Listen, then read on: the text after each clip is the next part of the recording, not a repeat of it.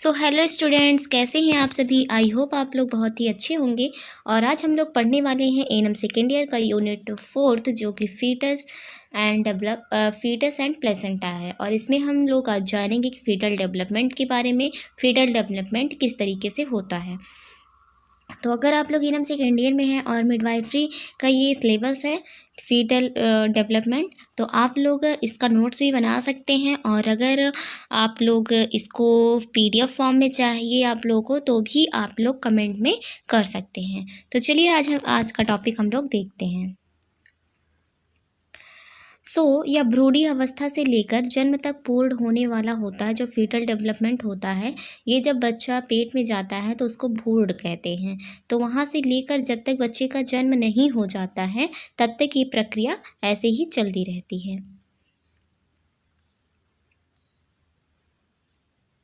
Next है कि gametogenesis क्या होता है। तो गैमेटोजेनेसिस जो होता है, इसमें जैसे कि इसके भी पार्ट्स होते हैं कि गैमेटोजेनेसिस में क्या होता है, फिर स्पेरोमेटोजेनेसिस में क्या होता है, फिर ओवुलेशन क्या होते हैं, फर्टिलाइजेशन क्या होता है, इम्प्लांटेशन क्या होता है। इनको एक एक करके हम लोग देखेंगे कि किस स्टेज में क्या क्या चीज़ें होती हैं, इनको आज अच्छे तरीके से हम लोग जानते हैं। तो जब देखो मेल गैमेट एवं फीमेल गैमेट, मेल गैमेट का मतलब है कि मेल का जो क्या होता है कि स्पर्म होता है, और फीमेल का क्या होता है, फीमेल का ओवम होता है। तो उस तरीके से जब मेल गैमेट एवं फीमेल गैमेट का निर्माण एवं मैच्योरेशन ही गैमेटोजेनेसिस कहलाता है। तो जैसे कि जो मेल गैमेट है, मेल गैमेट का जो स्पर्म है, और फीमेल गैमेट का जो होता है क्या बोलते हैं, ओवम होता है। तो इनका जो निर्माण होता है और इनका मैच्योरेशन मतलब ये परिपक्वता, जो परिपक्व होते हैं, तो इन्हीं को हम क्या कहते हैं कि गैमेटोजेनेसिस कहते हैं। इनके परिपक्व होने की क्रिया को ही जेनेसिस कहते हैं। ये इसमें 2 प्रकार की प्रक्रियाएं शामिल हैं। इसमें 2 तरीके से जो प्रक्रियाएं होती हैं वो शामिल होती हैं। फर्स्ट है कि ओजेनेसिस और सेकेंड है स्पर्मेटोजेनेसिस। अब ओजेनेसिस क्या होता है उनकी हम बात करते हैं। ओजेनेसिस जो होता है वो फीमेल में ओवम का विकास ही ओजेनेसिस कहलाता है। यह प्रक्रिया ओवरी में संपन्न होती है। तो ओजेनेसिस लग ही रहा है, ओजेनेसिस कहने से कि ओवरी की बात हो रही है, ओवम की बात हो रही है। तो ओजेनेसिस जो होता है वो फीमेल में ओवम का विकास, जो ओवम होते हैं फीमेल में, तो फीमेल में जो ओवम का विकास होता है, डेवलपमेंट होता है, उसको ही हम क्या कहते हैं, उसको ही ओजेनेसिस कहते हैं। और ये प्रक्रिया आप लोग को पता है कि ओवरी में ही ओवम का निर्माण एवं विकास होता है। स्पर्मेटोजेनेसिस क्या होता है, तो एक मेल में प्राइमरी जर्म सेल से शुक्राणुओं के निर्माण एवं मैच्योरेशन की प्रक्रिया क्या कहलाती है, स्पर्मेटोजेनेसिस कहलाती है। सीधा साधा इसका मतलब यही है कि मेल में जो स्पर्म का निर्माण होता है और उनका परिपक्व, उनका निर्माण होता है, उनका विकास होता है, उसी को ही हम स्पर्मेटोजेनेसिस कहते हैं। जिस तरीके से ओजेनेसिस में ओवम का निर्माण होता है और विकास होता है, उसी तरीके से स्पर्मेटोजेनेसिस में स्पर्म का निर्माण एवं विकास होता है। नेक्स्ट देखते हैं कि ओवुलेशन क्या होता है। देखो, ओवुलेशन वो प्रक्रिया होती है जो महिलाओं में घटित होने वाली एक ऐसी प्रक्रिया है जिसके द्वारा मैच्योरेशन ओवेरियन फॉलिकल के रैप्चर होने पर ओवरी से सेकेंडरी ओसाइट मुक्त होती है, उसी को ही ओवुलेशन कहते हैं। अब इसका मतलब ये है कि महिलाओं में जैसे कि ये प्रक्रिया ऐसी होती है, जो ओवेरियन फॉलिकल होते हैं, ओवेरियन फॉलिकल जब रप्चर हो जाते हैं तो ओवरी से जो होता है सेकेंडरी ओसाइट मुक्त होती है। सेकेंडरी जैसे कि आप लोग इस तरीके से समझिए कि ओवेरियन फॉलिकल के जो रैप्चर मतलब क्या होता है, नाश होना ना।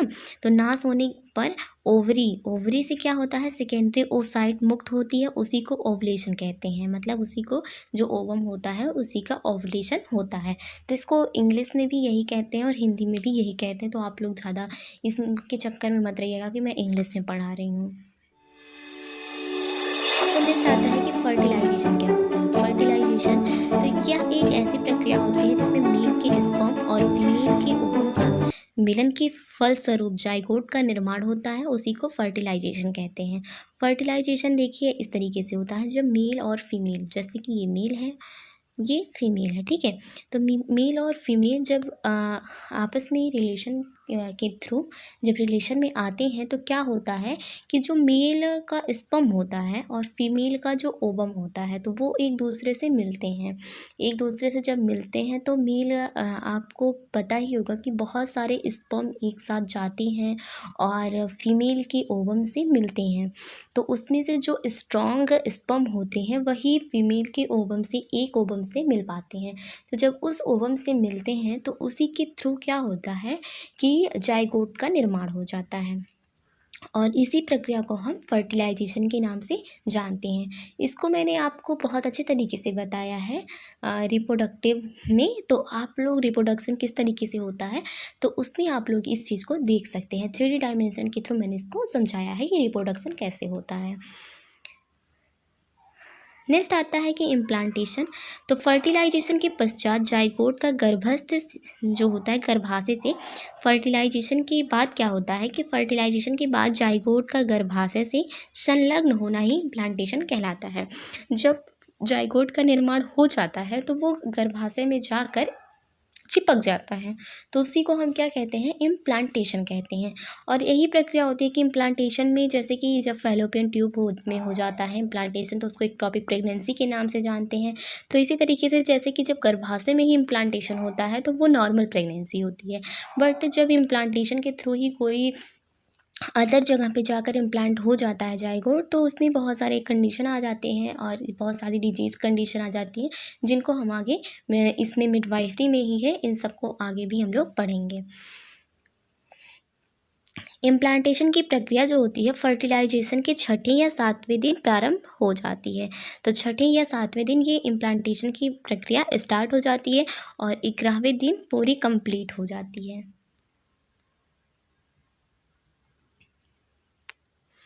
नेक्स्ट है कि गेस्टेशनल एज। तो गेस्टेशनल एज वो होता है कि अंतिम मासिक चक्र के प्रथम दिन जो अंतिम जब मेंस आया रहता है उसका फर्स्ट डे से लेकर शिशु जन्म तक की अवधि को हम क्या कहते हैं, गेस्टेशनल एज कहते हैं। मनुष्यों में यह अवधि कितने दिन की होती है, 280 या 9 मंथ या 9 मंथ प्लस 7 डे की होती है। जैसे कि आप लोग LMP डेट लेते हैं और प्रेगनेंसी को जो जानते हैं कि किस तरीके से आप लोग जानते हैं तो आप लोगों ने देखा होगा कि घर पे या फिर जिसको नहीं भी नॉलेज रहता उन लोगों को भी ये पता होता है कि वो लोग प्रेगनेंसी ऐसे ही काउंट करती हैं कि जो गेस्ट मेंस आया रहता है उसके फर्स्ट डे से लेकर तो वो लोग काउंट करती हैं कि इतने दिन बाद ऐसे बेबी हो जाएगा। तो आपके LMP से ही वो लोग ये डिसाइड करती हैं कि आप बेबी कब होगा। तो ये 280 दिन का और या फिर 9 मंथ 7 डे का होता है। अब देखो गेस्टेशनल एज निकाला कैसे जाता है। तो फर्टिलाइजेशन एज प्लस 14 डेज को जब हम जोड़ देते हैं तो गेस्टेशनल एज निकल जाता है। और फर्टिलाइजेशन एज अगर निकालना है तो देखो आपने अगर थोड़ी भी मैथ पढ़ी होगी तो आपको पता है फर्टिलाइजेशन जब इधर चला जाएगा और गेस्टेशनल एज इधर आ जाएगा तो वो माइनस हो जाएगा। सो नेक्स्ट क्या है, नेक्स्ट देखते हैं सेक्स डिटर्मिनेशन इन ह्यूमन। ठीक है, तो देखो मनुष्य के लिंग का निर्धारण किस तरीके से होता है उसके बारे में यहाँ बताया गया है। तो मनुष्य के जो लिंग का निर्धारण होता है वो क्रोमोजोम द्वारा होता है।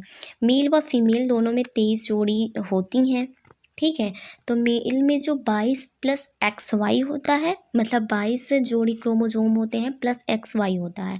और फीमेल में जो होता है वो 22 जोड़ी प्लस XX होता है। तो देखो जब मेल में हम फीमेल का तो हमेशा एक्स ही जाता है, एक यहाँ से जाता है फीमेल का क्रोमोजोम जो होता है जब बच्चे में, तो एक फीमेल का जाता है तो फीमेल में हमेशा एक्स ही जाता है। जो स्ट्रॉन्ग तो चाहे जो रहेगा क्योंकि फीमेल में दोनों ही एक्स ही होता है और मेल में जो होता है वो XY रहता है। तो इसमें से जो स्ट्रॉन्ग होता है अगर एक्स स्ट्रॉन्ग रहता है तो यहाँ पे यक्स चला जाता है तो क्या होता है कि लड़की होती है।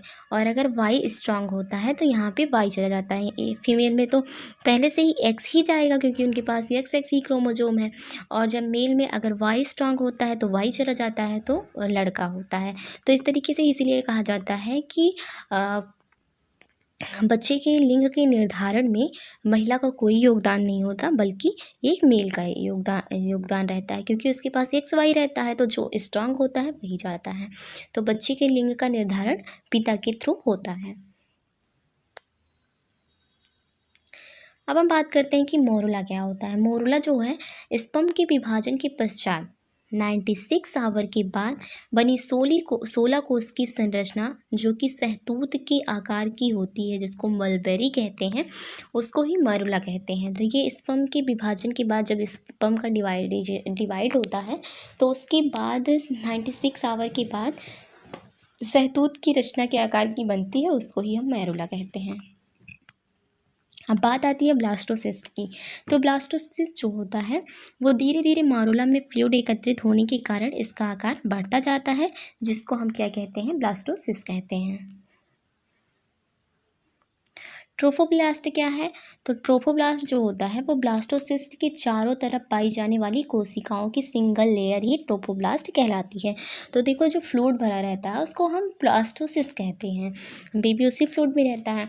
और जो फ्लूइड के चारों तरफ एक पतली सी लेयर होती है, जैसे कि सुरक्षा प्रदान करने के लिए इसको हम मान सकते हैं, तो उसको ही हम ट्रोफोब्लास्टिस कहते हैं। हाँ, थोड़ा इसका डिवाइडेशन देख लेते हैं। ब्लास्टोसिस्ट से इनर सेल मास का निर्माण होता है और ट्रोफोब्लास्ट का, जैसे ब्लास्टोसिस्ट हुआ उसके बाद इनर सेल मास, उसके बाद ट्रोफोब्लास्ट। अब इससे क्या क्या बनता है?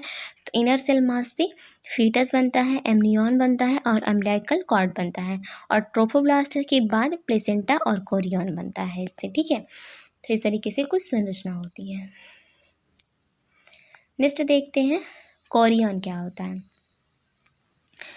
कोरियन जो है ये सबसे बाहरी फीटस मेम्ब्रेन होती है। जो कोरियन होता है ये सबसे बाहरी फीटस मेम्ब्रेन होती है। यह 2 एम्ब्रियोनिक लेयर के द्वारा बनी होती है। किसके द्वारा? 2 एम्ब्रियोनिक लेयर द्वारा बनी होती है। नंबर 1 ट्रोफोब्लास्ट और दूसरा जो होता है प्रीमेटिव मेंचाइम होता है। ठीक है, नेक्स्ट है कोरियोनिक विलाई। कोरियोनिक विलाई क्या होता है? फिंगर लाइक स्ट्रक्चर होता है कोरियोनिक विलाई। तो कोरियोनिक विलाई जो होता है, जस्ट 1 सेकेंड। तो कोरियोनिक विलाई ट्रोफोब्लास्ट की सेंसिटियोरो प्रोफोब्लास्ट से निकले हुए फिंगर लाइक उभार होते हैं। आप इसको इतना ही जान सकते हैं कि कोरियोनिक विलाई जो होता है एक फिंगर लाइक स्ट्रक्चर होता है। डेसिडुआ की बात करें तो डेसिडुआ जो होता है गर्भवती महिला का गर्भाशय एंडोमेट्रियम ही डेसिडुआ कहलाता है। तो जो एंडोमेट्रियम लेयर होती है गर्भवती महिला की गर्भाशय के अंदर, जो एंडोमेट्रियम होती है लेयर होती है, उसको ही हम डेसिडुआ के नाम से जानते हैं। नेक्स्ट है कि inner cell mask. Inner cell mask की बात करें तो ये क्या होता है? तो मारुला की सेल के मध्य फ्लूइड एकत्रित होने से इसका आकार बढ़ जाता है, जिसको ब्लास्टोसिस्ट कहते हैं। और ब्लास्टोसिस्ट की एक होल पर कोशिका सघन रूप से एकत्रित हो जाती है, जिसे हम इनर सेल मास्क कहते हैं। देखो, जो क्या होता है ब्लास्टोसिस्ट कहते हैं, तो ब्लास्टोसिस्ट की होल पर एक कोशिकाएं मतलब बहुत ज़्यादा सघन रूप में जब एकत्रित हो जाती हैं, तो उनको हम क्या कहते हैं? इनर सेल मास्क कहते हैं। नेक्स्ट है कि एम्ब्रियोनिक पीरियड। तो ओवम की फर्टिलाइजेशन से लेकर 8 वीक तक का समय क्या होता है? एम्ब्रियोनिक पीरियड होता है। एम्ब्रियोनिक पीरियड किसे कहते हैं अगर कोई पूछे तो? ओवम के फर्टिलाइजेशन से लेकर 8 वीक, बोले तो 4 मंथ तक का जो समय होता है उसको ही हम एम्ब्रियोनिक पीरियड कहते हैं।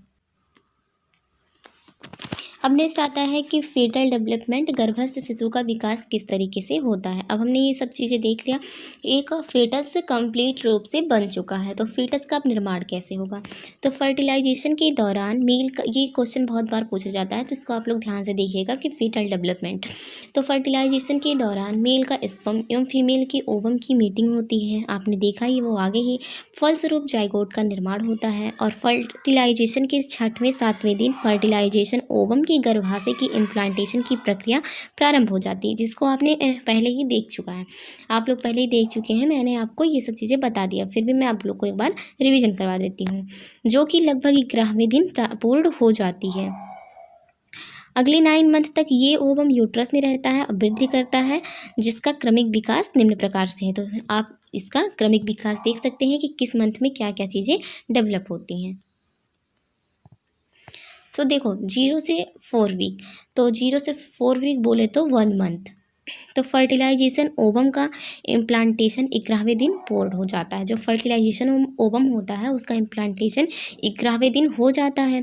फिर 2 से 3 वीक के दौरान इसकी लंबाई 2 mm होती है। 2 mm मतलब 2 मिलीमीटर होती है।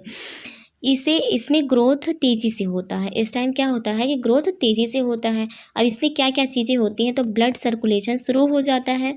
हार्ट क्या होता है कि ट्यूबुलर शेप का हो जाता है। इसमें हार्ट किस तरीके से होता है, ट्यूबुलर शेप का होता है। और 4 वीक में लेंथ कितनी होती है इसकी, 4 mm हो जाती है, 4 मिलीमीटर हो जाती है।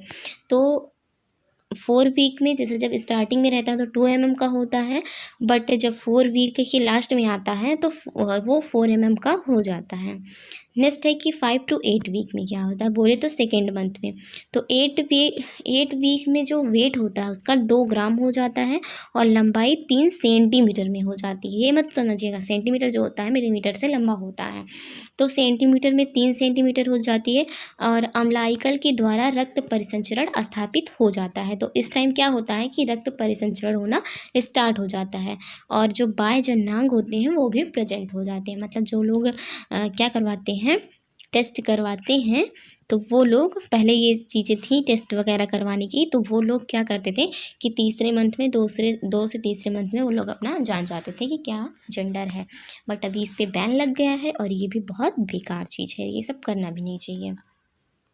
सो 12 वीक पे क्या होता है, मतलब 4 मंथ पे क्या होता है, तो लगभग 8 से 9 सेंटीमीटर का बेबी हो जाता है। वेट उसका 45 से 50 ग्राम हो जाता है और हाथ पैर की जो अंगुलियां हैं वो स्पष्ट रूप से दिखने लगती हैं।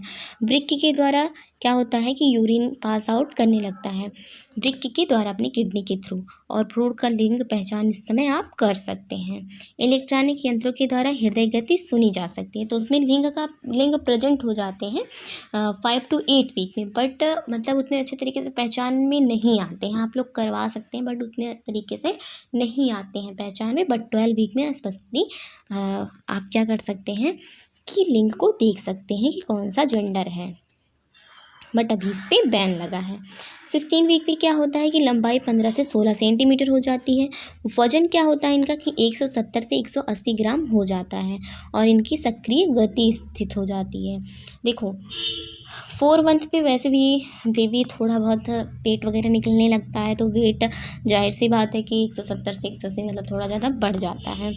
और क्या होता है, इंटेस्टाइन में मेकोनियम उपस्थित हो जाते हैं। मेकोनियम मतलब होता है उनका स्टूल। स्टूल मतलब बोले तो बेबी का स्टूल जो होता है, मतलब स्टूल मीन्स आप लोगों को पता ही होगा क्या होता है। बोले तो जो सुबह शाम आप लोग पास आउट करते हो वही चीज़ें हैं, आप लोग इतना समझ रहे होगे। 20 वीक, तो 20 वीक में क्या होता है कि लंबाई जो बेबी की होती है वो 19 से 20 सेंटीमीटर हो जाती है और वज़न 450 से 480 ग्राम हो जाता है। लेनिंगो पूरे बॉडी पर पूरे बॉडी पर आ जाते हैं। लेनिंगो मतलब जो वाइट कलर के होते हैं। और फीटस की लेनिंगो मतलब होता है कि वो जो क्या निकलती हैं हम लोगों के हाथ पे, बाल, हाँ बाल जो होते हैं, रोवें बोले तो रोवें जो होती हैं वो पूरी बॉडी पर आ जाती हैं और फीटस की हलचलें माँ को महसूस होने लगती हैं। और क्या होता है कि वीटोस्कोप के द्वारा, जो फीटोस्कोप होता है, फीटोस्कोप आपने देखा ही होगा, तो कुछ इस तरीके से रहता है फीटोस्कोप, जिसको हम डॉपलर भी कहते हैं। तो उससे क्या होता है, फीटल हार्ट साउंड FHS, तो फीटल हार्ट साउंड को हम सुन सकते हैं 20 वीक में। और अंगुलियों पर नाखून भी आ जाते हैं।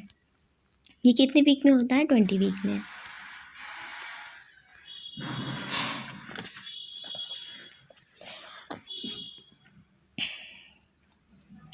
तो त्वचा पर इस टाइम पे 20 वीक में ही त्वचा पर वर्निक्स कैसियोसा भी प्रेजेंट हो जाते हैं। और 24 वीक में क्या होता है, वीक में लंबाई 28 से 30 सेंटीमीटर हो जाती है। वेट जो होता है वो 750 से 780 ग्राम हो जाता है और सुनने की क्षमता उत्पन्न हो जाती है। जैसे कि बच्चे जो होते हैं उनके अंदर सुनने की क्षमता हो जाती है, तभी सब लोग कहते हैं कि जब बच्चा पेट में हो तो अच्छी अच्छी चीज़ें सुननी चाहिए, उस पर बच्चे का इफेक्ट पड़ता है। आपने सुना ही होगा कि अर्जुन के जो पुत्र थे अभिमन्यु, उन्होंने पेट में ही ये सब चीज़ें सुनी थी कि चक्रव्यूह को कैसे तोड़ना है। तो वो 24, इसका मतलब है कि वो 24 वीक से ज़्यादा के हो गए थे, इसलिए उनके अंदर सुनने की क्षमता प्रेजेंट हो गई थी। सो नेक्स्ट है कि 28 वीक मतलब कितने मंथ, 7 मंथ। ठीक है, एक मंथ में 4 वीक होते हैं, तो इस तरीके से 28 वीक है, तो 4 सत्ते 28 मतलब 7 मंथ। 4 से 5, कभी किसी किसी वीक में 5 वीक भी होते हैं, 4.5 वीक होते हैं एक मंथ में। तो इस तरीके से हम लोग जानते हैं ये 7 मंथ के बेबी की बात हो रही है। 28 वीक मतलब ऐसे जनरली लेकर चलेंगे। तो लंबाई 36 से 38 सेंटीमीटर होती है और इनका वज़न जो होता है 1100 ग्राम से 1200 ग्राम हो जाता है, मतलब 1.2 केजी से 1.1 केजी से 1.2 केजी हो जाता है। मस्तिष्क का विकास इसमें तेज़ी से होता है इस टाइम पे, और कानूनी रूप से फीटस को जीवित माना जाता है। अब इस टाइम पे क्या होता है कि 20 वीक तक जिसको भी एबॉर्शन करवाना रहता है वो लोग 20 वीक तक ही लीगली है कि एबॉर्शन करवाया जा सकता है। बट 20 वीक के बाद जब 28 वीक में व्यक्ति मतलब जो भ्रूण होता है वो आ जाता है, तो इसमें लीगली नहीं है। 28 वीक में बच्चे का एबॉर्शन नहीं करवाया जाता, क्योंकि इसमें अब उसके अंदर ऐसा माना जाता है कि अब उसके अंदर जान आ चुकी है। फेफड़े जो होते हैं वो गैस एक्सचेंज करने में सक्षम हो जाते हैं और सांस लेने में सक्षम हो जाते हैं। लिम्स इसमें मुड़े हुए रहते हैं। तो अभी तक क्या होता है कि माँ के थ्रू ही बच्चा सांस लेता रहता है, लेकिन इस 28 वीक में उसमें जो लंग्स होते हैं वो गैस एक्सचेंज करने में सक्षम हो जाते हैं और वो भी सांस लेने में सक्षम हो जाता है। 32 वीक में क्या होता है कि लंबाई 40 सेंटीमीटर हो जाती है। वेट उसका जो होता है 1.5 से 2 केजी तक हो जाता है और बोन्स में पूर्ण रूप से विकसित हो जाते हैं। तो इसमें इस तरीके से मतलब 32 वीक से लेकर 42 वीक तक, 38 वीक से लेकर 42 वीक्स तक क्या होता है कि बच्चे का जन्म होता है। तो इसमें कभी कभी आपने देखा होगा 32 वीक में भी बच्चे हो जाते हैं जिनको हम लो बर्थ वेट बेबी के श्रेणी में रखते हैं, क्योंकि उनके अंदर तब तक पूरा विकास हो गया रहता है। तो कभी कभी बच्चों का जन्म 32 वीक में भी हो जाता है। 36 वीक में क्या होता है कि लंबाई 42 से 44 सेंटीमीटर हो जाती है। वेट इसका 2 से 2.5 केजी हो जाता है। वर्निक्स कैसियोसा जो होता है उसकी मात्रा कम हो जाती है। लेनोंगे की मात्रा कम हो जाती है और केवल ऊपरी भुजा तथा कंधों पर भी उपस्थित रहते हैं। जो हेयर्स होते हैं तो वो क्या होते हैं कि कंधों पर ही उपस्थित रहते हैं और सब उनकी मात्रा कम हो जाती है। टेस्ट जो होता है वो उदर गुहा से वृषण कोश में स्थानांतरित हो जाते हैं। जो टेस्टीज होते हैं वो उदर गुहा से वृषण कोश में उपस्थित हो जाते हैं जहाँ उनको रहना चाहिए। इसमें क्या होता है बॉडी वेल फ्लेक्स्ड हो जाती है, मतलब बॉडी में मूवमेंट आ जाता है। वो लोग आप लोग देखते होंगे कि कभी कभी माँ क्या कहती हैं कि मेरा बच्चा इधर जा रहा है, मेरा बच्चा उधर जा रहा है, क्या कह रहा है, फाइटिंग कर रहा है। तो ये सब चीज़ें स्टार्ट हो जाती हैं। तो जब पिंकिश कलर का हो जाता है, नाखून उंगलियां सिरों तक पहुंच जाती हैं, मतलब जो नाखून और हेयर्स रहते हैं वो क्या होते हैं कि नेल जहाँ तक होना चाहिए बच्चे का वहाँ तक हो जाता है, जैसे कि पूरा सिर तक। यहाँ जब हम ना ऐसे बात करें, हमारा ये क्या है, हमारा ये फिंगर हो गया और फिंगर में पूरा यहाँ तक नेल्स आ जाते हैं। पहले यहाँ तक ही रहते हैं फिर यहाँ तक आ जाते हैं। तो 36 वीक तक ये चीज़ें होती हैं। फिर 37 वीक के बाद क्या होता है कि बच्चे का जन्म करवाया जा सकता है। तो 37 वीक से लेकर 42 वीक्स तक जन्म के लिए बच्चे एलिजिबल हो जाते हैं। तो ये होता है, इसमें चीज़ें इस तरीके से इनका डेवलपमेंट होता है। आपने देखा कि किस तरीके से कौन से बेबी में किस तरीके से बेबी में किस किस वीक में क्या क्या चेंजिंग आती है। अब इसके बाद हम लोग देखेंगे कि भ्रूणी रक्त परिसंचरण फीटल सर्कुलेशन क्या होता है और किस तरीके से फीटल सर्कुलेशन होता है। तो आई होप आप लोग को आज का वीडियो पसंद आया होगा, और अच्छा लगा हो तो लाइक करें, और नए हैं चैनल पे और चैनल को सब्सक्राइब करें। अगर आप लोगों को ऐसी ही वीडियो चाहिए तो आप लोग कमेंट में कर सकते हैं, और अगर आपको फर्स्ट ईयर के नोट्स चाहिए या फिर फर्स्ट ईयर की वीडियो चाहिए तो वो भी आप लोग कमेंट में बता सकते हैं। तब तक के लिए धन्यवाद। जय श्री राम।